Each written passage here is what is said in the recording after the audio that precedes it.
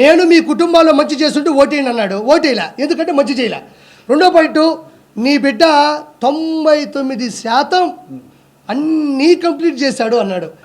నేను ఈరోజు మాట చెప్తున్నా, 99% అన్నాడు, మిగతాది 1% ఉంది కదా, ఆ 1% ఏమనుకుంటున్నారు? ఏమన్నా సంపూర్ణ మద్యపాన నిషేధం అన్నావు, మరి చేయలేదంటే అదే 1% అంటాడు. అదే 1% అంటాడు. టిట్కో ఇల్లు ఇస్తా అన్నావు అంటే అదే 1% అంటాడు. తర్వాత వచ్చేసి పోలవరం ప్రాజెక్టు ఫ్రీజ్ చేస్తా అన్నావు కదా, అదే అన్నట్టే నేను చెప్పాను కదా అయ్యా 1% చేయలేదని, అదే 1% అంటాడు. ఏదైతే మేనిఫెస్టో పెట్టి ఏదైతే మెయిన్గా చేయలేదో అవన్నీ ఆ 1% రోజులు చూసారా, ఆ 1%లో దోసేస్తాడు. అంటే ఒరిజినల్ చెప్పాల్సింది ఏంటంటే చేసింది 1%, చెయ్యనివి 99%. బిడ్డ బటన్ నొక్కితే నేరుగా అన్నాడు. ఈ జనసేన కార్యకర్తలు, బీజేపీ మద్దతుదారులు, టీడీపీ ఓటర్లందరూ కూడా బటన్ నొక్కితే నేరుగా పోయి సైకిల్ మీద పడి బెల్ల కొట్టుకొచ్చింది. కొన్ని పోయి గ్లాసులో పెట్టి టీ తాగినారు, ఇంకొక కమలం పెట్టుకొని మంచిగా సువాసన పీల్చుకున్నారు. ఈరోజు కొడాలని అనేవాడు అన్నా మొత్తం చూడు, మొత్తం ఉన్నాయి, అర్థమైంది. ఇదిగో నీ ఆవేదన నాకు తెలుసు.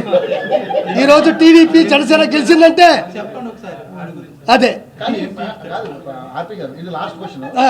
వాళ్ళు అంతా అయిపోయినా ఇంత జరిగినాక కూడా బయటకు వచ్చి మాట్లాడతారు, ప్యాలెస్ లో జరిగింది ఏమి లేదు, అది దాని ఒక అద్భుత కట్టడం అని చెప్పి చెప్తా ఉన్నారు. కానీ నిజంగా ఇంకా వాళ్ళకి బుద్ధి వచ్చింది అనుకుంటారా అనుకుంటారా? మీ ఒపీనియన్ ఎవరికి? ఇప్పుడు ఉన్నటువంటి వైసీపీ నాయకులు కావచ్చు, రోజా గారికి, ఎందుకంటే వాళ్ళే ఫస్ట్ మాట్లాడేది. వైసీపీ నాయకులకి బుద్ధి లేదు. బుద్ధి ఉంటే బుద్ధి వస్తుంది వాళ్ళకి.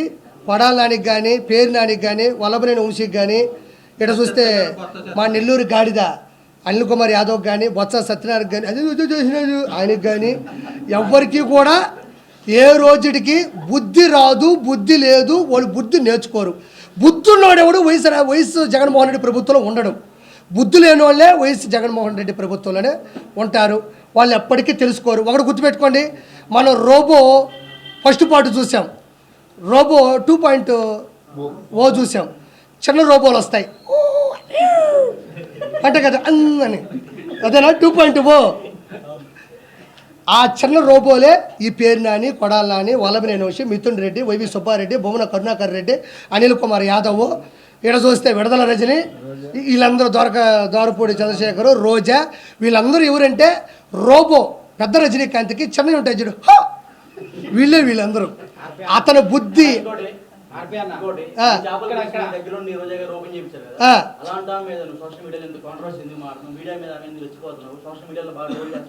మంచి మాట అడిగావు. నేను చెప్దాం అనుకున్నా, మర్చిపోయావు, నువ్వు గుర్తు చేసావు, నీకు సంత ధన్యవాదాలు. సరే ఒక మాట చెప్తా, చెప్తా వస్తున్నా. ఇక్కడ చాలా రేట్లు ఉన్నారు. ఒక పాయింట్ అన్నా వాడు చెప్తా, గుర్తుపెట్టుకోండి. శైలేష్ అన్న ఒక పాయింట్ చెప్తున్నా. ఆర్కే రోజాని నేను రోజమ్మ అన్న సందర్భాలు ఉన్నాయి, రోజా మేడం అన్నాను. నేను చాలా సందర్భాల్లో పొగిడాను. ఎక్కడి వరకు?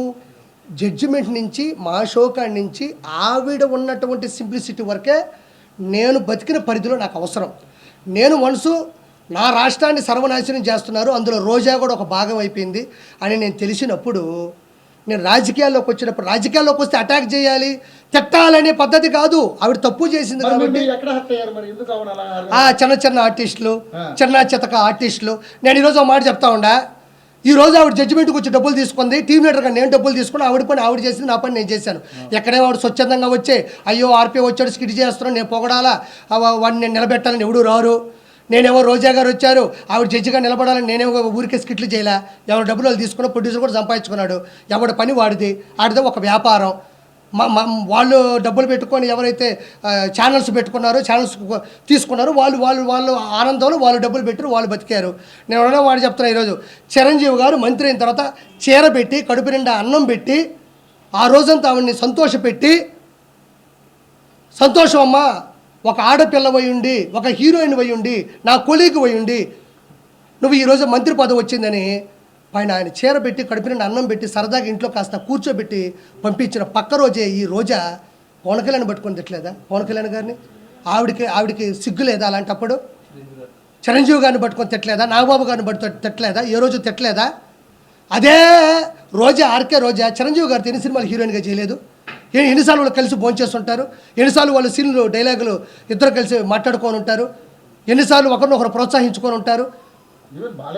బాలయ్య బాబు గారిని పెట్టుకుని ఎన్ని తిట్లు తిట్టలేదు, బాలయ్య బాబు గారు ఎన్ని సినిమాలు చేయలేదు? ఒకసారి వికీపీడియా కొట్టి చూడండి. వాళ్ళు ఏ పాపం చేశాను తిట్టావు, నువ్వన్నా పాపం చేసావు, ఏ పుణ్యము చేయలే. 3,000 కోట్ల రూపాయలు నగిరి ప్రజల మీద సంపాదించావు. కాబట్టి నేను ప్రశ్నించా, నీకు దమ్ముంటే నన్ను ప్రశ్నించు. ఎవరిని తిట్టకూడదు. నేను ఒకటే మాట చెప్తున్నా, నువ్వు జడ్జి చేసినంత మాత్రానో, నువ్వు నాకు దగ్గరైనంత మాత్రానో నువ్వు రోడ్లకి పోతే ప్రశ్నించకూడదా? నువ్వు జడ్జి అయినంత మాత్రానో, నాకు దగ్గరైనంత మాత్రానో గంజాయి అమ్ముతుంటే ప్రశ్నించకూడదా? నువ్వు జడ్జిమెంట్ ఇచ్చినంత మాత్రానో, నాకు దగ్గరైనంత మాత్రానో నువ్వు బూతులు నాయకుల్ని తిడతా ఉంటే నేను ప్రశ్నించకూడదా? నువ్వు జడ్జి అయినంత మాత్రానో, నాకు దగ్గరైనంత మాత్రానో నగిరి అభివృద్ధిని పూర్తిగా సున్నా చేస్తే నేను ప్రశ్నించకూడదా? నాకు దగ్గరైనంత మాత్రాన నువ్వు ఏది చేస్తున్నా సరే ఏ రోజు జీవితంలో ఆ రోజు కలిసి భోంచేసాం కదా, ఆ తర్వాత జరిగే యదవ పనులకి ఈ ఒక్కరోజు తలుచుకుంటే రాష్ట్రాలు కాదు రాజధానులు కూలిపోతాయి. ఒక విషయం చెప్తాయండి, దాడి జరిగితే నా మొహం మీద ఒక దెబ్బ అన్నా కొడతారు. దెబ్బలు ఏమైనా ఉన్నాయో చూసుకోండి. అయినా వాడు చెప్తే గుర్తుపెట్టుకోండి, అది జరిగినా నేను దాన్ని ఎలా రికవరీ చేయాలో తెలుసు. నేను ప్రెస్ మీట్ పెట్టుకొని మాట్లాడతాను తెలుసు. చేసిన తప్పు నిలదీయగలను. నా చేపల పులుసు మీద పడితే నా మీద పడ్డట్టే. నా చేపల పులుసు అంటే నా దగ్గర తీసుకున్న వాళ్ళు కావచ్చు, నేను ఇచ్చిన వాళ్ళు కావచ్చు, నాయి కావచ్చు. నేను అంత ఈజీగా ఇన్నోసెంట్ నేను కాదు. నేను జగన్మోహన్ రెడ్డినే నేను ఎలక్షన్స్ ముందే ప్రశ్నించినవాడిని. నేను ఎవరైనా నా దాని మీద దాడి జరిగితే నేను ఎక్కువ పెడతా. ఇప్పుడు విజయవాడలో నేను పెడతాను. ఎవరిని ఆపని చెప్పి చూద్దాం. విజయవాడలో నాకు తెలిసిన ఒక ఫ్రాంచైజీ ఓనర్ తీసుకున్నాడు. నేను కూడా అందులో భాగంగా ఈరోజు విజయవాడలో పెడుతున్నా, కొత్త రాజధానిలో పెడుతున్నా. ఎవడు చెప్తాడు ఆపని చెప్పి చూద్దాం. నేను ఆడే ఉంటా. ఆ రోజు ఏ దాడి చేస్తారో చేయమని చెప్పు. నేను ఆడే ఉంటా. గుమ్మడికాయ నేనే కొడతా, నేనే వడ్డిస్తా, నేనే కూర వండుతా. ఎవరు దాడి చేస్తారో చేయమని చెప్పు. నేను ఆ రోజు కూడా ముందు రోజు ప్రెస్ మీట్ పెడతా. విజయవాడలో నేను పెట్టే నెల్లూరు పెద్ద చేపల పులుసు మీద ఎవరు దాడి చేస్తారో చూద్దాం మనం. ఏమంత ఈజీ. ఇది ప్రజాస్వామ్యం. ఇది ప్రజల కొరకు, ప్రజల చేత రాసినట్టు రాజ్యాంగంలో ఉన్న ప్రజలు మనం ఇష్ట ప్రకారం వచ్చి దాడులు చేస్తుంటే లా ఎట్టపోయింది, పోలీస్ డిపార్ట్మెంట్ ఎట్టపోతుంది, సెక్షన్లు ఎట్టపోతాయి, ప్రజలు ఎట్టపోతారు, మీడియా ఎట్టపోతుంది, ఆడిపోతాయి, సీసీ కెమెరాలు ఎట్టపోతాయి. అంత ఈజీ అనుకున్నారు. ఒకటి మీద ఒక దాడి చేయాలంటే అంత ఈజీగా ఉండదు. దేని మీద దాడి చేసినా అది నా మీద చేసినట్టే. అంత ఈజీగా నేను వదిలిపెట్టను. నాకు ఇప్పుడు నీకు ఒకటి గుర్తుపెట్టుకో. ఇప్పుడు ఒక మెస్సో పోయినావు, అన్నం తిన్నావు, ఏమమ్మా పచ్చడి లేదు అన్నాడు. ఆడంటే ఇంకా నా మెస్సకు రావద్దు అన్నాడు. మెస్స రావద్దు, నువ్వు మెస్సకు పోతా. 150 రూపాయలు డబ్బులు తీసుకున్నావు, మెస్సలో భోజనం పెట్టావు, సాంబార్ బాగాలేదు, పచ్చడి బాగాలేదు, ఒక హితువు చెప్పావు. అంత మాత్రం నువ్వు నా మెస్సకు రావద్దు అన్నాడు. నీ మెస్సకు రాను, ఇంకో మెస్స పెడతా, లేదా మా ఇంట్లో తింటా, లేదా నేను వండుకుంటా, లేదా పెరుగు పెట్టు, లేదా స్విగ్గీ జొమాటో పెట్టుకుంటా. అంత మాత్రం అల్లు అర్జున్ గారి సినిమాలో మాత్రమే చెయ్యాలని ఎవరు రాసి పెట్టుందా? మీరు అడిగారు కదా, నేను ఆయన నిందించట్లే. క్వశ్చన్ దానికి నేను తప్పించుకోకూడదు. నేను తప్పించుకోవాల్సిన అవసరం లేదు కాబట్టి అది వదిలేసి ఇప్పుడు అది వద్దు. నేను అలా సినిమా ఇండస్ట్రీ చిత్తూరు నాగయ్య గారి టైంలో నుంచి చిరంజీవి గారి టైం వరకు వచ్చింది. కెమెరామ్యాన్లు విఎస్ఆర్ స్వామి గారి దగ్గర నుంచి, చోటా గారి దగ్గర నుంచి ఈ రోజు వరకు వచ్చింది. కమిడియన్లు, 24 crafts, film chamber, producer council, junior artist సంఘం, ఏమన్నా కెమెరా సంఘం, కెమెరా ఆర్టిస్టులు, కెమెరామెన్, ఇవన్నీ పెద్ద పెద్ద క్రాఫ్ట్స్. అవి ఎవ్వరూ ఏ దాన్ని అణిచివేయలేరు. నాకు ఆ రోజు జరిగి తప్పు అనిపించిందా నేను చెప్పా, ఈరోజు నిలబడ్డాను అంతే. నేను ఆ విషయం నేను వెనక్కి తగ్గను. ఇప్పుడు మీరు అడగకపోతే నేను చెప్పేవాడు కాదు. ఎప్పటికైనా కట్టుబడి ఉంటా. నీకు దమ్ము ఉంటే నేను బతుకున్నంత కాలం నువ్వు నన్ను రోజు ప్రశ్నిస్తూ ఉండు. నేను కట్టుబడి ఉంటా. పోతామండి. ఏ రోజు బావు షుగర్ వస్తే పోవట్లేదా, థైరాయిడ్ వస్తే పోవట్లేదా, అంతు పట్టిన జబ్బు వస్తే పోవట్లేదా, ఎదిరించి పోదాం, ప్రశ్నించి పోదాం, ఎదుటి క్వశ్చన్ చేసి పోదాం. ఏముంది దాంట్లో? నాకేం ఇబ్బంది, తీసుకోకపోతేనే ఇబ్బంది. నాకు ఏ రోజు ఇబ్బంది అనిపించదమ్మా.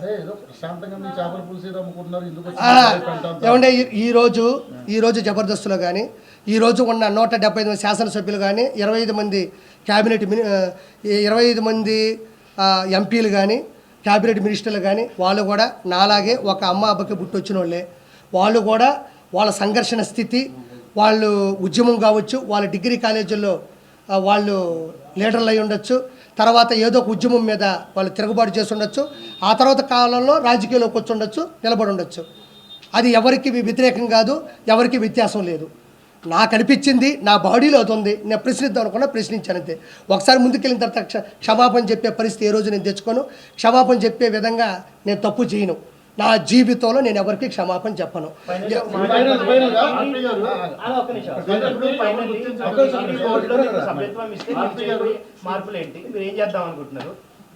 టీడీపీలోనే టీటీడీలో సార్, టీటీడీ పోస్టులకి నేను అర్హున ఉన్నోడినే. నాకు అర్హత ఉందా, లేకపోతే మనం ఏదో 10 మైకులు పెట్టుకొని మాట్లాడేంత మాత్రం అర్హత అని నేను అనుకోను. మనకి ఒక సామాన్యుడిగా ఈ రోజుకి ఇదిగో నేనే కండువా తెచ్చుకున్నా, నేను వేసుకున్నా, నేను మాట్లాడుతూ ఉన్నా, నేను స్వచ్ఛందంగా చేస్తున్నా. నేను మామూలుగా వెళ్ళానన్న, నేను వెళ్ళిన పద్ధతి కరెక్ట్ కాదు, ఆ పాయింట్ కూడా కరెక్ట్ కాదు. నేను వెళ్ళి కలిసే పద్ధతి అమ్మా. పాలిటిక్స్ అంటే నేను అవునమ్మా అమ్మా, ఇదిగో ఇలానే ప్రతి వారం ప్రెస్ మీట్ పెట్టుకుంటాను, అందరినీ పిలుస్తాను. ఆ వారంలో జరిగిన ప్రతి పని మీద నేను మాట్లాడతాను అంతే. ఏమో నాకేం చెప్పలేదు, నిన్న కూడా కలిసా. కాదు, ఎందుకంటే పవన్ కళ్యాణ్ జనసేన నుంచి బాగా గట్టిగా ఫైట్ అవును చేశాడు. ఆదికి ఎమ్మెల్సీ ఇచ్చే అవకాశం ఉందని చెప్పేసి వార్తలు చూసాము. అది ఓకేనా? జరిగే అవకాశం వస్తే చాలా మంచిది. ఎందుకంటే పాపం చాలా సంవత్సరాల నుంచి కష్టపడ్డాడు. అలాంటి వాళ్ళకి వస్తే ఆలియా ఆది అని అనింది. ఆలీ గారితో నాకు సంబంధం లేదు. ఆది అయ్యా అలీ గారు రిజైన్ చేశారు, ఆయన వెళ్ళిపోయారండి. అలీ గారు వెళ్ళిపోయారు. మోసాని గారి గురించి వదిలేండి. నేను అన్నాను, నేను మాట్లాడాను అతను అనే అవును ఖచ్చితంగా పెడతా.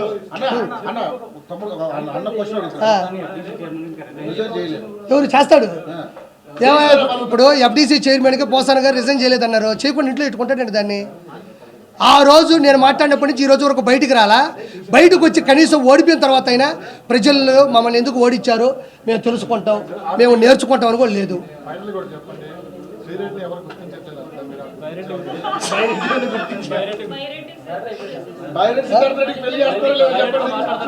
అమ్మా బైరెడ్డి ఇప్పుడు శ్రీరెడ్డిని ఎవరు గుర్తించట్లేదు అంటున్నారు, మంచి పాయింట్. అర్థమైంది. ఆవిడ తపన, ఆవిడ తాపత్రం నాకు తెలిసింది. ఇప్పుడు బైరెడ్డి కూడా వయసులో ఉన్నాడు, పొరకలు వేస్తున్నటువంటి వయసు, ఉత్సాహమైనటువంటి ఉత్సుకతతో కూడినటువంటి వయసు. కాబట్టి నువ్వు ఎలాగో వన్ సైడ్ లవ్ కాబట్టి ఒకసారి ప్రపోజ్ చేయి, వెళ్ళు బైరెడ్డి సిద్ధార్థ రెడ్డి దగ్గరికి వెళ్ళు. అతను కూడా పట్టేసుకుంటారు. అతనికి ఏముంది ఇప్పుడు? ఇద్దరు